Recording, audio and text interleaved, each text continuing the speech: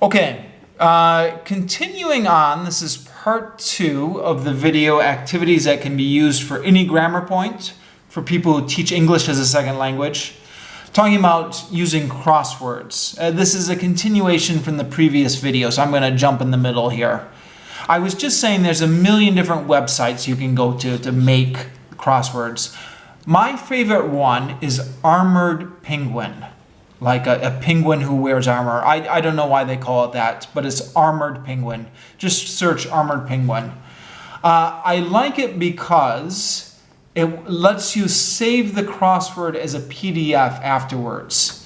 So if you want to kind of download it on your computer and kind of save it in your folder or kind of save it on your Google Drive or whatever, it lets you kind of put it in your archives and kind of save it. Some of these other websites you just kind of print it when you're done, but you can't save it. This one lets you save it as a PDF. It's very user friendly. You just kind of type in your questions, they will generate the crossword for you. So, uses. Kids like crossword puzzles, so you can kind of get away with like a boring or old grammar activity. Just make it into a crossword puzzle and they'll be much more engaged. This is A3 paper, but I will often blow it up into A4. Oh no, this is A4. A3 is a big one. What am I saying? I'll blow it up into A3 paper. I often will do this with teams. So you're in a team of 4, here's the crossword puzzle. First team to finish gets a sticker or something. You can also use it just kind of as an activity for some kid who finishes their textbook early, fast finishes. If you want to make it more exciting, you can cut this, and post this outside the classroom and give this to the groups, maybe groups of 2, and then it becomes a running dictation. Running dictation is coming later, but basically one person can run and look at the questions, but they can't write anything, and one person can write, but they can't run outside and look at the questions. So they have to run outside, look at the questions, run back, tell their partner. First team to finish their crossword finishes. Or, if you want to make it even more exciting, this takes a little bit of extra work, so here's the grid. And then I put all the questions on paper and I cut these out and I put these all around the classroom. And depending on how much of a challenge you want to make this, you can just kind of post it around the classroom and they've got to walk around the classroom, or you can actually hide these. Sometimes hiding them requires like coming into the class 15 minutes early before the students get there and hiding these all around the class. And then you just give this to like a group of 3 and they've got to go around and kind of find all these questions which are hidden under tables, behind desks, on the back of the door, on the ceiling, wherever, out in the hallway. So they've got to find these hidden questions and then complete the crossword. It's a bit of extra work, but I've had good luck with this with teen classes and kid classes. They really enjoy it. Okay. Next, dictations. Now, dictations come in a lot of different varieties, but we'll start off with the very basic dictation, which is just the teacher reads a sentence, the student listens, and writes it. Good for practicing listening and also just kind of practicing basic form. So this is one I use for used to. I've got 10 sentences here in the target language, all using used to. The students have this sheet and they have to listen and write down the sentences. Again, I made a worksheet here because I like making stuff. You could do this with very little prep if you just had, say, open up your notebook and write down. You don't need to make the worksheet in advance. Now, I like to make it kind of more of a game. So I'll usually have them do it in groups, like in groups of 3, they have to listen to me together. And then they trade papers with another group. I give them the answer sheets. They go through and, you know, it has to be exactly correct. One word misspelled or one word wrong and they don't get the point. And if they're grading the other teams, they'll be really strict on it. And then whoever gets the most points is the winner. So just kind of, yeah. You can just do it as a simple dictation, or you can kind of make it as more of a game here. So that's just kind of a classic dictation where the teacher is kind of dictating. Now, it gets more exciting as you do a running dictation. I was just talking about running dictations with the crossword, but I got ahead of myself. Running dictation is a partner game. So, excuse me. For a running dictation, I would post, I don't know, 5 or 10 sentences either at the front of the classroom, or if you have a school where they don't mind you using the hallways, post these out in the hall. One student can run and look at the sentences, but they can't write anything. They have to run back and tell their partner who has to write it. Now, supposedly, this is good for internalizing the grammar, because as they run back and tell it to their partner, they have to hold that in their short-term memory. And kind of holding that sentence in their short-term memory will help them kind of remember or internalize the grammar, supposedly. And it's just kind of a fun game as well. Kids like it. In this example, I've given them kind of the blocks, so they know that each block matches to kind of one word. And then this is the answer sheet I would use at the end to check their answers. Sorry. Here. Now again, once again, I've done more prep than I need to. A blank sheet of paper would work fine for this. But it does help to have an answer sheet though, so you can kind of quickly check if they got it exactly right. Need to get it exactly right for the point. First team to get all 5 sentences exactly right is the winner.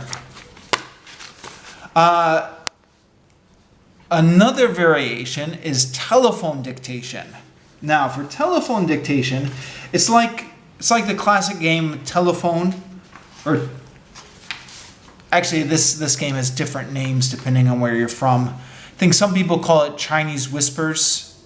Do people still say Chinese whispers, or is that politically incorrect now? I don't know. I've heard that name. I didn't make it up. So somebody told me that. Anyways, I think you know the game I'm talking about. People kind of sit in a row. One person whispers into the ear of the person in front of them. Then they have to whisper into the ear of the person in front of them. And you do this with teams. You have like 4 different teams. You show the target, you show the sentence to the person in the back. They go and then whisper to the person in front of them, who whispers to the person in front of them.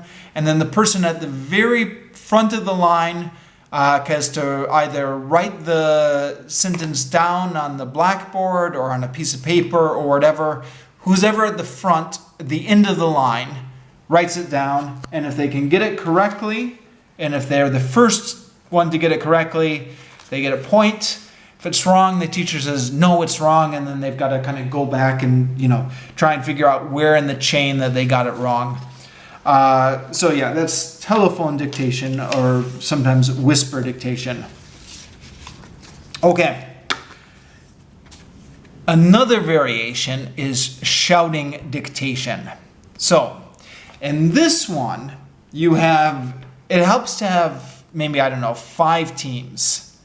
One team is given a list of 5 sentences, all using the target language, and they stand on one end of the room, and then their teammates, sorry, did I say one team? All the teams. So all 5 teams have somebody standing on one end of the room, and they all have a teammate standing at the other end of the room.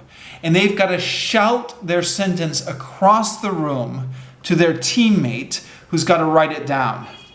Now, this takes a little bit of prep, but what you want to do is come up with different sentences for each team. So they're not all shouting the same thing. They're all shouting different sentences. You've got 5 different people shouting 5 different sentences across the room. And then, to make it even more fun, you turn up music really loudly in the background, or moderately loudly, depending on, how much loud you can get away with at your school. I saw this demoed at a workshop once, and it just was the funniest thing ever. People were shouting, their partner couldn't hear, so they were shouting louder. And as soon as one person shouts louder, the person next to him has to shout even louder. You have to kind of shout over the other teams. Just had me laughing watching the demo. So I thought, okay, I've got to use that in my class. And it's a bit loud, like, the classroom next to you is doing a test. You wouldn't want to do this, but it's just so funny. Yeah, may be good for practicing the target grammar, but just really funny. A lot of fun. Okay, so that's all for dictation, more or less. The next one is Dicttogloss, which is a little bit different, but a little bit the same. Now, Dicttogloss is, to fully do it justice, is going to require more time than I'm going to spend on it here.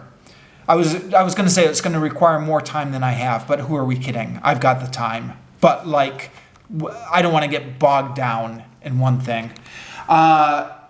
I've been to workshops, kind of 40-minute workshops, where the whole 40-minute workshop was on how to do a Dicttogloss, because there is kind of a procedure here, and there are people who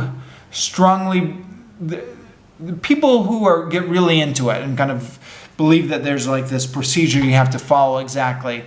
So I guess for more information on Dicttogloss, research it. There's a lot of PDFs and stuff like that. Just type in Dicttogloss ESL, something should pop up. But basically, here's the short version. You create like a short paragraph using the target language. Nothing long, maybe 4 or 5 sentences, very short paragraph. You read it out loud. The students listen. The first time, they just listen for meaning. So you give them like a gist question, like, what is the story about? The next time you read it, and they kind of write down a few key words, but they don't try and write down full sentences. Then they work together with a partner, and they try to reconstruct the story from those key words that you've written down. Then you read it again, and they kind of check what they've written down against what you said and kind of make any changes. Then the partners partner up with the group next to them and make a group of 4.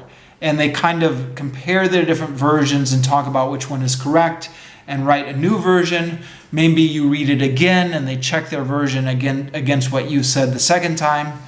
And this culminates in kind of the class putting up on the whiteboard kind of one version that the class all agrees is the version, and then the teacher shows them what was the original version and they check that against their own version. It's supposedly really good for noticing the target grammar. Although I think I was reading it's best used as a review of grammar that they've already studied. You wouldn't want to use it for a completely new structure. I'm not sure why. That's just what I read somewhere. Maybe it depends. I don't know. I'm not doing it justice. You can research Dicttogloss. Okay, next. Drawings. Oh, that reminds me. Is it too late to go back? Sorry, brainstorming sentences. Something I totally forgot to say, is you can also give them a picture prompt. So you have a picture of kind of a bunch of people playing, and then like the train is coming in, and you say, write down all the things they were doing when the train came in. Or a picture of some sort of picture, and they've got to make as many sentences as they can about the target language. Okay, sorry, I'm getting out of order. Next one is drawing. So you give the students sentences in the target language, and they have to draw a picture. This is something I did to kind of check understanding of active and passive sentences. So we've got 4 sentences here. They have to draw pictures. The dog bites the man. The dog is bitten by the man. They have to draw the picture for each of them. The cat catches the mouse. The cat is caught by the mouse. Now, ordinarily, mice don't catch cats, of course. They have to use some creativity and kind of some imagination in this. And then they kind of draw the picture representing each of them. That's one version. Another version is that the students draw the picture and then kind of write sentences about it using the target language. Yet another variation is the students are given a picture. They have to hide it from their partner, either by kind of, shielding it like this or sitting back to back. So, their backs are facing each other. And they have to describe the picture to their partner using the target language. So, what were the children doing yesterday?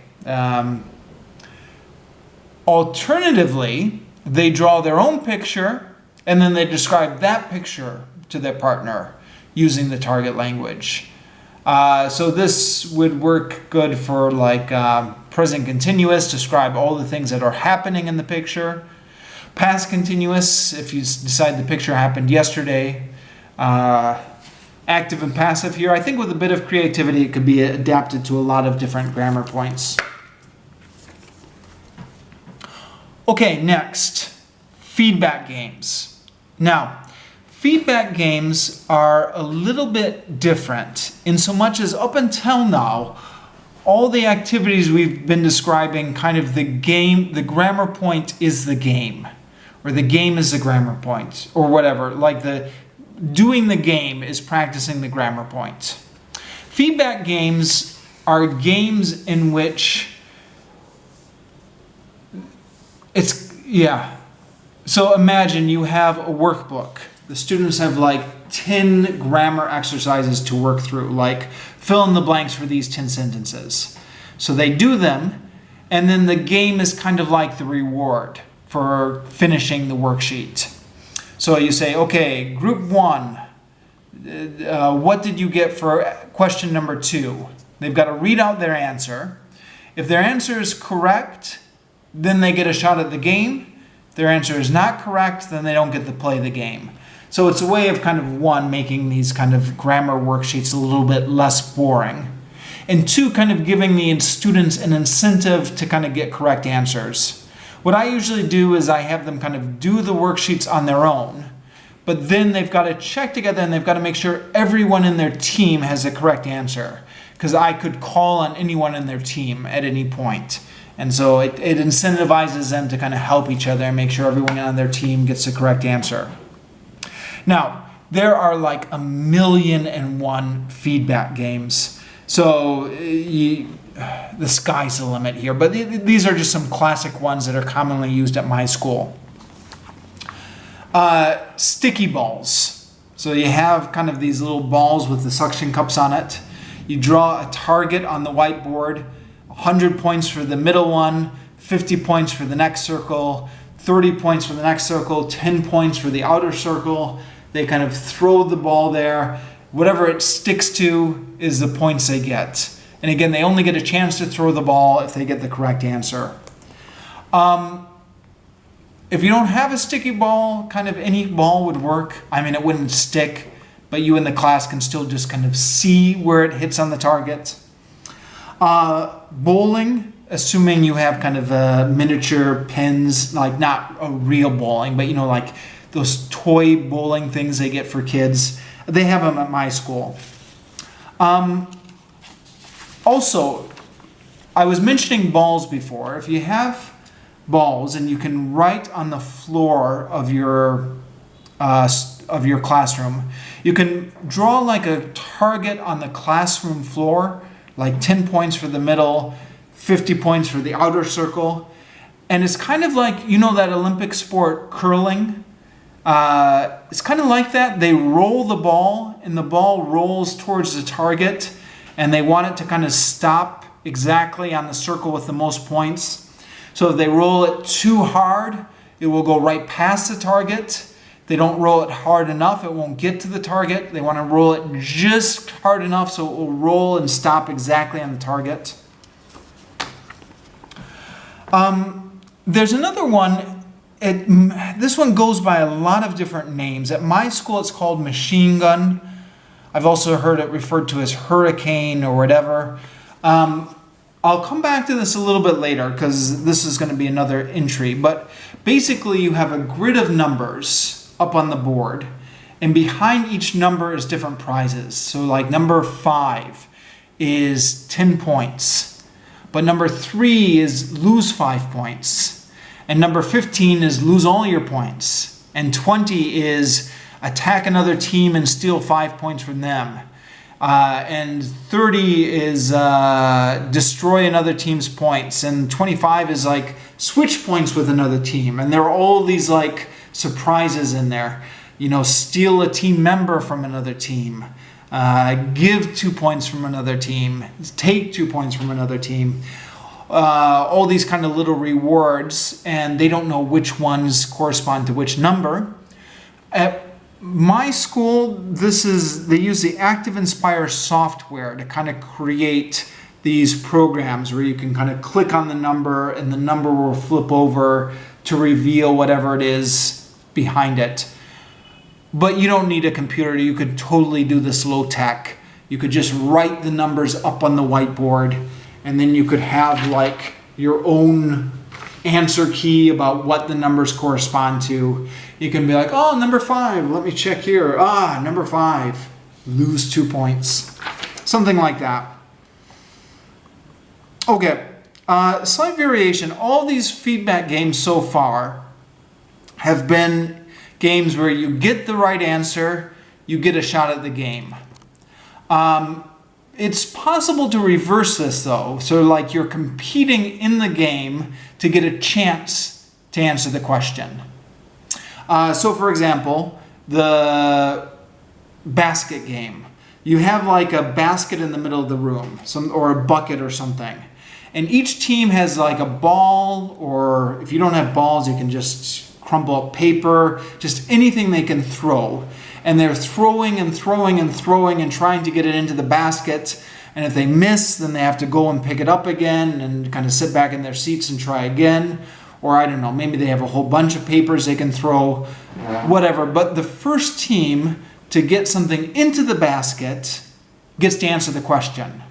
So you have like 2 minutes of them frantically throwing the ball, trying to get it into the basket. Each team has different balls. And then finally, team 3 gets it into the basket. And you're like, okay, team 3, what's the answer to number 5? And then if they correctly answer number 5, then they get a point.